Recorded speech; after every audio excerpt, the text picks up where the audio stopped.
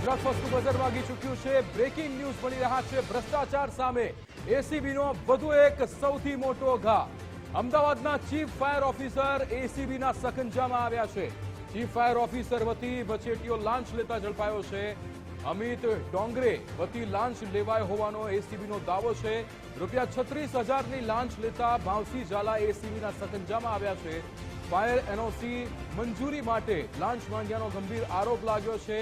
ત્યારે જે ફરિયાદી છે તેને બિલ્ડિંગની ફાયર એનઓસી મંજૂર કરવા માટે અહીંયા તેની પાસેથી લાંચ માંગવામાં આવી હતી। અમદાવાદના ચીફ ફાયર ઓફિસર એસીબીના સકંજામાં આવ્યા છે। ભ્રષ્ટાચારની સામે એસીબીનો વધુ એક સૌથી મોટો ઘા, જેમાં અમિત ડોંગરે વતી લાંચ લેવાય હોવાનો એસીબીએ દાવો કર્યો છે। 36,000 રૂપિયાની લાંચ લેતા ભાવસી ઝાલા એસીબીના સકંજામાં આવ્યા છે। અહીંયા જે ફરિયાદી છે તેની પાસે બિલ્ડિંગની ફાયર એનઓસી મંજૂર કરવા માટે લાંચ માંગવામાં આવી છે અને લાંચ એ 36,000 રૂપિયા માંગવામાં આવી છે। ભાવસી ઝાલા કે જે એસીબીના સકંજામાં આવ્યા છે, અમિત ડોંગરે વતી લાંચ લેવાય હોવાનો એસીબીએ અહીંયા દાવો કર્યો છે। ભ્રષ્ટાચાર અધિકારી અહીંયા વધુ એક ઝડપાયા છે। ચીફ ફાયર ઓફિસર એસીબીના સકંજામાં આવ્યા છે। રાહુલ ત્રિવેદી આપણી સાથે જોડાઈ ગયા છે। રાહુલ, અહીંયા એસીબીનો વધુ એક આ સૌથી મોટો ઘા, ચીફ ફાયર ઓફિસર જે છે તે લાંચ લેતા ઝડપાયા છે, શું વિગતો? બિલકુલ, એસીબી હંમેશા જે ભ્રષ્ટાચારી અધિકારીઓ હોય છે તેની સામે લાલ આંખ કરતી હોય છે, ત્યારે આજે વધુ એક ભ્રષ્ટાચારને અધિકારી છે તેને પકડવામાં આવે છે। અમદાવાદ મહાનગરપાલિકાના ચીફ ફાયર ઓફિસર અમિત ડાંગરે જે છે એ અને તેમના વચેટિયા દ્વારા જે લાંચ લેવામાં આવતી હતી તે લાંચ માટે વિજય 4 રસ્તા પાસે એક યસ કોમ્પ્લેક્સ છે ત્યાં જે છે મોકલવામાં આવ્યા હતા। ત્યાં એક અધિકારીના તે પહોંચ્યા, ત્યાં લાંચ લેતા પકડવામાં આવ્યા છે। જે તેમના વચેટિયા હતા તેમના દ્વારા લાંચ લેવામાં આવી છે। તેમણે પણ સ્વીકાર્યું છે કે અમિત ડાંગરેના માર્ગદર્શન હેઠળ આ લાંચ લેવામાં આવી હતી। મુખ્ય જો વાત કરવામાં આવે તો વડોદરાના એક વ્યક્તિ જાગૃત નાગરિક છે, તેની અમદાવાદ શહેરની અંદર અલગ અલગ વિસ્તારની અંદર જે 6 બિલ્ડિંગ આવેલી છે તે એક બિલ્ડિંગ દીઠ 6,000 રૂપિયા એટલે કે 6 બિલ્ડિંગના 36,000 રૂપિયાની લાંચ જે છે એ માંગવામાં આવી હતી।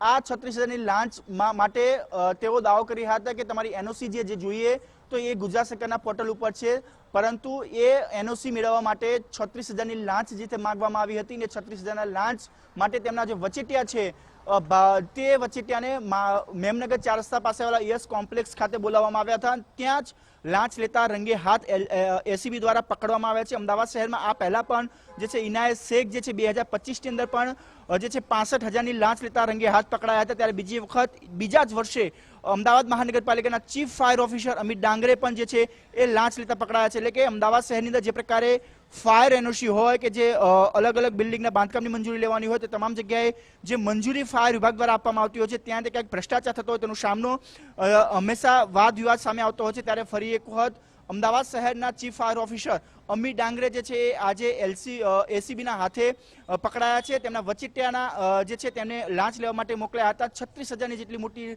લાંચ જે છે તે પકડાઈ હતી અને એલસીબી દ્વારા હાલ બંને જે છે બંનેની ધરપકડ કરી દેવામાં આવી છે। જે આગળની કાર્યવાહી જે પ્રકારે કરવામાં આવતી હોય તે પ્રકારની કાર્યવાહી પણ એસીબી દ્વારા શરૂ કરવામાં આવી છે। જી બિલકુલ રાહુલ, આપ જોડાયેલા રહેજો। આપણી સાથે ઉમંગ રાવલ જોડાઈ ગયા છે।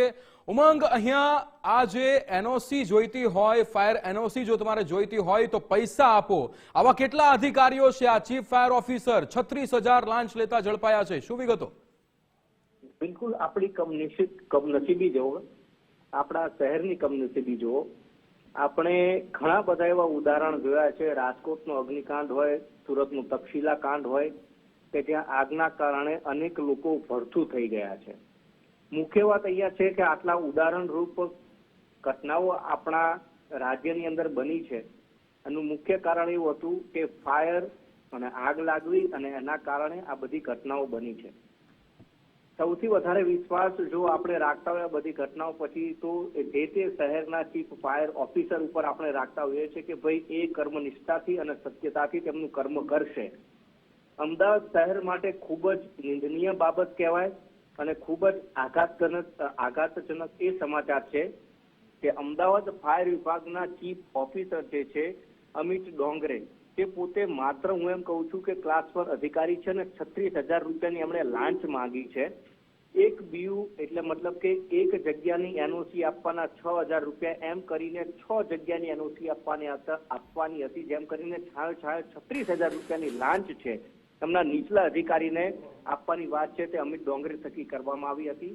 એસીબીએ જ્યારે છટકું ગોઠવ્યું, અહીંયા એક વાત એ ટાંકવાની છે કે ફરિયાદી અને સાથે જ રેડ કરવા વાળાને એમને રંગે હાથ પકડવા વાળા અધિકારી એ બંને વડોદરાના વતની છે. છે કે વડોદરાથી જેઓ પોતાનો ધંધો રોજગાર કરવા માટે અમુક વ્યક્તિઓ છે કે જે બીયુ પરમિશન હોય કે એનઓસી હોય કે અમુક કાર્યો જે પોતાના અમદાવાદની અંદર સાઇટ ચાલતી હોય તો એના માટે સંકલન અધિકારી એ અમદાવાદનું ફાયર વિભાગ હોય છે અને એના માટે જ એમણે 36,000 રૂપિયાની માંગણી કરી હતી. આરોપી નંબર 2 એટલે કે વર્ગ 1ના કર્મચારી અમિત ડોંગરે છે, એમના સિવાય અન્ય જે આરોપી પકડાયા છે એનું છટકું જે ગોઠવવામાં આવ્યું હતું એમાં એ અન્ય જે આરોપી છે એમને જે વાતચીત થઈ હતી અને એના બાદ એ અધિકારીઓ કે જે છટકું ગોઠવી અને તેમને પકડવા ગયા હતા તેમણે અમિત ડોંગરે એટલે કે અમદાવાદના ચીફ ફાયર ઓફિસર સાથે વાતચીત કરી હતી અને એમણે સહમતિ દર્શાવી હતી. આ વાત ખૂબ જ સમજવા જેવી છે કે એમણે ખુદ સહમતિ દર્શાવી હતી કે એનઓસી આપવા માટે તમારે 6,000 રૂપિયાની એક એનઓસી એના 6,000 રૂપિયા કે તમારે આપવા પડશે. 6 એનઓસી છે એનો મતલબ કે 36,000 રૂપિયા તમારે આપવા પડશે અને આના અનુસંધાને વડોદરાની જે એસીબીની ટીમ છે એમણે કાર્યવાહી કરી છે. એમાં અમિત ડોંગરે છે તેમને અટકાયત કરવામાં આવી છે અને સાથે જ અન્ય જે અધિકારી છે કે જેમનું નામ ભાવસિંહ પ્રતાપભાઈ ઝાલા છે, જેમની ઉંમર 31 વર્ષ છે, તેમની પણ આરોપી તરીકે અટકાયત કરવામાં આવી છે. એટલે ખૂબ જ મોટી વાત કહેવાય. આનાથી તમામ લોકોએ સમજવાની જરૂર છે કે એક બાજુ મહારાષ્ટ્રના એક આઈએસ ઓફિસર છે તુકારામ મુંડે કે જે પોતાના કર્મનિષ્ઠ કાર્યક્રમ કરવાના કારણે અને કાયદાની રૂહે ચાલવા માટે સોશિયલ મીડિયામાં અત્યારે વાયરલ થઈ રહ્યા છે અને બીજા એવા ભ્રષ્ટ અધિકારીઓ છે કે જેમને સહેજ પણ લાજ લજ્જા અને શરમ નથી, કે જેમણે આવા કૃત્ય કરવા માટે પણ સહેજ પણ શરમ નથી આવતી. કે માનો કે કાલ ઉઠીને આ જે જગ્યાએ આવી ઘણી બધી જગ્યાઓ હશે કે જ્યાં તેમણે એનઓસી આપી દીધી હશે પૈસા લઈને અને ત્યાં જો કોઈ ઘટના બનશે તો અધિકૃત અધિકારી તરીકે તેમની જવાબદારી થાય છે, પરંતુ એ જ પોતાના લીલી નોટો થકી પૈસા ભરવામાં મશગુલ રહે છે અને પછી આવી હોનારતો સર્જાય છે. અને એ જ આપણી કમનસીબી છે કે આપણા રાજ્ય, આપણા શહેર, આપણા જિલ્લા, આપણા તાલુકાની અંદર આવા ભ્રષ્ટ અધિકારીઓ છે એ અધિકાર કરી રહ્યા છે અને એના કારણે જ આપણે બિલકુલ ઉમંગ, સમગ્ર માહિતી સાથે જોડાવા બદલ આપનો આભાર. આપણી સાથે અર્પિત દરજી જોડાઈ ગયા છે. અર્પિત, અહીંયા આ ચીફ ફાયર ઓફિસર કે જેની અહીંયા આપણે એવી વિશ્વાસ રાખતા હોઈએ કે આ ચીફ ફાયર ઓફિસર જે જગ્યા ઉપર એનઓસી નહીં હોય, જ્યાં અહીંયા સેફટી નહીં હોય લોકોની, ત્યાં જઈને ફાયરના સાધનોની ચકાસણી કરવામાં આવશે, એ લોકોને દંડ કરશે. પણ આ જ ચીફ ફાયર ઓફિસર અમદાવાદના કે જે લાંચ લઈ રહ્યા છે એનઓસીની બદલ, એટલે હવે કોના ઉપર વિશ્વાસ કરવો? નિર્દોષ લોકો કોના ઉપર વિશ્વાસ કરશે જો ચીફ ફાયર ઓફિસર જ ભ્રષ્ટ નીકળશે? આખા કિસ્સામાં સૌથી અગત્યની વાત એ છે કે આખી ટ્રેપ છે એ વડોદરા એન્ટી કરપ્શન બ્યુરો દ્વારા કરવામાં આવી. એફએસઓ એટલે કે ફાયર સેફટી ઓફિસર તરીકે થર્ડ પર્સન ફાયર એનઓસી આપવાનું કામ કરતા હોય છે. એટલે એકદમ એક્ટિવલી આ સિસ્ટમમાં સંકળાયેલા વ્યક્તિ પાસે ચીફ ફાયર ઓફિસરે લાંચ માંગી હતી અને લાંચ પણ ફાયર ઓફિસર કે અમદાવાદ શહેરના સૌથી મોટા વડા તરીકે એમનું કામ છે, એમનું નામ છે એવા અમિત ડોંગરે આ લાંચના કિસ્સામાં એમનું નામ સામે આવ્યું, સંડોવણી સામે આવી. એમના વતી અમદાવાદ શહેરના યશ એક્વા કોમ્પ્લેક્સ વિજય 4 રસ્તા મેમનગર પાસે આવેલું છે. એમને ભાવસિંહ પ્રતાપભાઈ ઝાલા એ વ્યક્તિએ આ અમિત ડોંગરે વતી લાંચ સ્વીકારી હતી.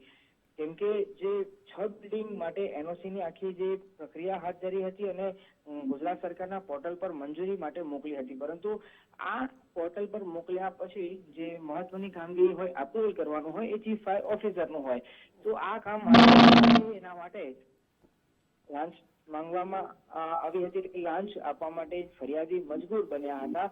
એવામાં જ વડોદરા એન્ટી કરપ્શન બ્યુરો સાથે સંકલનમાં રહીને ફરિયાદીએ આખી ટ્રેપનું આયોજન કર્યું હતું અને એ દરમિયાન અમિત ડોંગરે લાંચ લેતા પકડાયા છે. આપને કદાચ યાદ હોય તો જયારે રાજકોટમાં ગેમ ઝોનમાં આગની ઘટના બની હતી એ સમય પછી માત્ર રાજકોટ નહીં પરંતુ આખા રાજ્યભરના તમામ શહેરો અને જિલ્લાઓમાં ફાયર વિભાગની જે કામગીરી છે એના પર અનેકવાર સવાલ ઉભા થતા આવ્યા છે. ભૂતકાળમાં રાજકોટમાં ચીફ ફાયર ઓફિસર હતા, એમની સામે પણ એન્ટી કરપ્શન બ્યુરો દ્વારા કામગીરી કરવામાં આવી હતી. અને પછી કદાચ અમદાવાદ શહેર એ બીજું શહેર એવું હશે કે જ્યાં ચીફ ફાયર ઓફિસર કક્ષાના અધિકારી સામે એસીબી ની ટ્રેપ થઈ હોય અને એ પણ માત્ર 6,000 રૂપિયા, એટલે 6 અલગ અલગ બિલ્ડિંગના 36,000 રૂપિયા સ્વીકારવામાં આવ્યા હતા લાંચ તરીકે. એટલે આટલી રકમ માટે ચીફ ફાયર ઓફિસર પકડાય એ ખૂબ શરમજનક અને એક ગંભીર પ્રકારની બાબત હાલ સામે આવી છે, જે અમદાવાદ શહેર નહીં પરંતુ અમદાવાદ મહાનગરપાલિકા હોય કે અન્ય મહત્વના શહેરો છે, મેટ્રો સિટી છે, એમાં ચર્ચાનો વિષય બન્યું છે. બિલકુલ અર્પિત, અહીંયા એક સવાલ બીજો પણ થઈ રહ્યો છે કે શું એવું બની શકે કે ઘણા બધા એવા પબ્લિક પ્લેસીસ હોઈ શકે છે કે જેને એમનામ જ થોડીક લાંચ લઈને એનઓસી આપી દેવામાં આવી હોય અને ત્યાં ફાયર સેફટીના સાધનો ના હોય કે પછી ફાયર સેફટીને લઈને ત્યાં નિયમનો પાલન ન કરવામાં આવ્યો હોય, તેવું પણ બની શકે? આ ચીફ ફાયર ઓફિસર દ્વારા એવી રીતે કામગીરી કરવામાં આવી હોય તેવું બની શકે?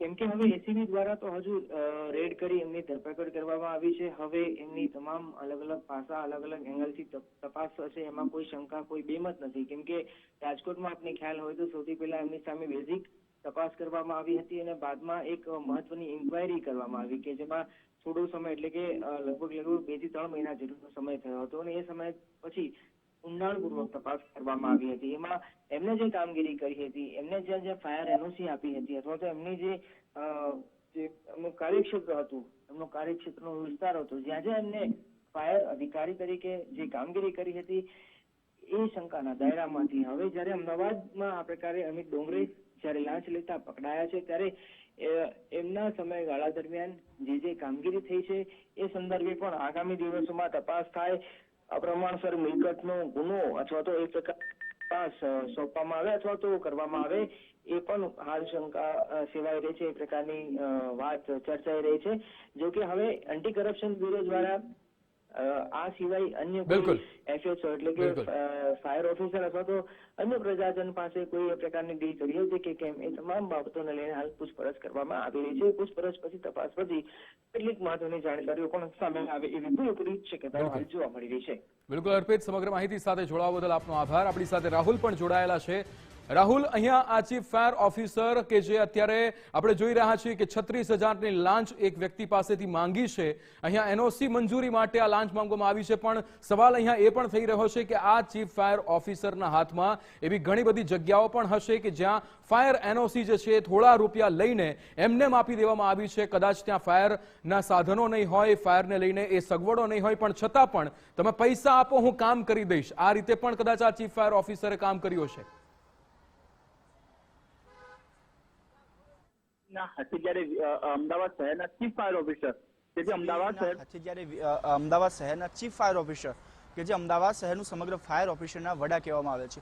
હવે એ જ લાંચ લેતા પકડાયા ત્યારે અનેક સવાલો તેમની તપાસ ઉપર થઈ રહ્યા છે, કારણ કે આ પહેલા પણ અમદાવાદ મહાનગરપાલિકા જે કમિશનર છે તેમનો પરિપત્ર હતો કે જેટલી બી હોસ્પિટલો છે ત્યાં જે પેલા સેન્સરવાળા લોક છે તેને હટાવવામાં આવે, પરંતુ તે બાદ તેનું અમલ નથી થયું. અમદાવાદ શહેરની અનેક બિલ્ડિંગો છે, બાંધકામો છે જ્યાં ફાયર એનઓસી ન મળ્યું હોય, અહીંયા બાંધકામને લઈને જે બીયુ પરમિશન તો હોય છે પરંતુ એનઓસીનું જે પરમિશન ફાયર સેફ્ટીના સાધનો રાખવાના હોય છે તે અનેક જગ્યાએ ટ્યુશન ક્લાસીસમાં જ્યારે ઘટના ઉત્તર પ્રદેશની અંદર બની ત્યારે અનેક ટ્યુશન ક્લાસીસોમાં ફાયર વિભાગ દ્વારા રેડ પાડવામાં આવી. અનેક ટ્યુશન ક્લાસીસો એવા આવ્યા કે જ્યાં ફાયર એનઓસી નહોતું, ફાયર સેફ્ટીના સાધનો હતા, પરંતુ તેની સામે પણ કાર્યવાહી કરવામાં ન આવી. એટલે ક્યાંક ને ક્યાંક હવે આ તમામ જે તપાસો પહેલા કરવામાં આવી હતી તેની સામે પણ હવે શંકા ઊભી થઈ છે, કારણ કે એ ફાયરના જે અંતે જે નિર્ણય લેવાનો હોય છે ચીફ ફાયર ઓફિસર દ્વારા લેવામાં આવતો હોય છે કે આને સીલ કરવું કે કયા પ્રકારની કાર્યવાહી કરી, પરંતુ તેની સામે કાર્યવાહી ન કરવામાં આવતા ક્યાંક ને ક્યાંક હવે એ તમામ જે તપાસનો વિષય બન્યો છે કે આ ચીફ ફાયર ઓફિસરની સાઠગાંઠ હેઠળ આ તમામ જે હોસ્પિટલો છે કે તમામ જે ટ્યુશન ક્લાસીસો છે, તમામ શાળાઓ છે કે તમામ જે ઇન્સ્ટિટ્યૂટ છે કે તમામ કોમ્પ્લેક્સો છે જ્યાં ફાયર સેફ્ટીનું ઉલ્લંઘન થયું હોય તેની સામે કાર્યવાહી કેમ ના કરવામાં આવી? જો કાર્યવાહી કરવામાં આવી હતી તો ક્યાં સુધી કાર્યવાહી કરવામાં આવી હતી? કારણ કે આપણે જોયું કે થોડાક દિવસ પહેલા તે રામોલની પાસે ફટાકડાની ફેક્ટરી જે ધમધમતી હતી જેની પાસે ફાયર એનઓસી નહોતી, ફાયર સેફ્ટીના સાધનો પણ ન હતા, તેમ છતાં ત્યાં ઘણા વર્ષોથી ધમધમતી હતી. એટલે ક્યાંક ને ક્યાંક આ સાઠગાંઠ ત્યાં ક્યાંક પૈસાનો વ્યવહાર લેતી દેતીનો વ્યવહાર ક્યાંક ચોક્કસથી ચીફ ફાયર ઓફિસ સામે થતો હોય તેવી શંકાઓ પણ હવે ઊભી થઈ રહી છે, કારણ કે અમદાવાદ શહેરની અંદર માત્ર આ ફેક્ટરીઓ નહીં પરંતુ અનેક એવા કોમ્પ્લેક્સો આવેલા, કારણ કે અમદાવાદ મહાનગરપાલિકા એ ગુજરાતનું સૌથી મોટું મહાનગરપાલિકા છે જ્યાં મોટી હાઈરાઇઝ બિલ્ડિંગો આવેલી છે, કોમ્પ્લેક્સો આવેલા છે, મોટા મોટા લક્ઝરીસ મોલો આવેલા છે, સ્કૂલો, શાળાઓ, ઇન્સ્ટિટ્યૂટ આવેલી છે, તમામ જગ્યાએ જે કાર્યવાહી થવી જોઈએ તે થઈ નથી, એટલે ક્યાંક ને ક્યાંક હવે એ કામગીરી ઉપર પણ શંકા ઊભી થઈ રહી છે. જી બિલકુલ રાહુલ, સમગ્ર માહિતી સાથે જોડાવા બદલ આપનો આભાર. ત્યારે અહીંયા સવાલો અનેક થઈ રહ્યા છે. અમદાવાદના ચીફ ફાયર ઓફિસર કે જે લાંચ લેતા ઝડપાયા છે, ત્યારે સવાલો એ પણ છે કે પબ્લિક પ્લેસીસમાં, એટલે કે રેસ્ટોરન્ટ હશે, એવી શાળાઓ હશે, હોસ્પિટલો હશે કે જેમાં પણ આ ચીફ ફાયર ઓફિસર પહોંચ્યા હશે અને ક્યાંક લાંચ લેવામાં આવી હોય અને કોઈ તપાસ કરવામાં ન આવી હોય તેવી પણ અહીંયા શંકા જાય છે.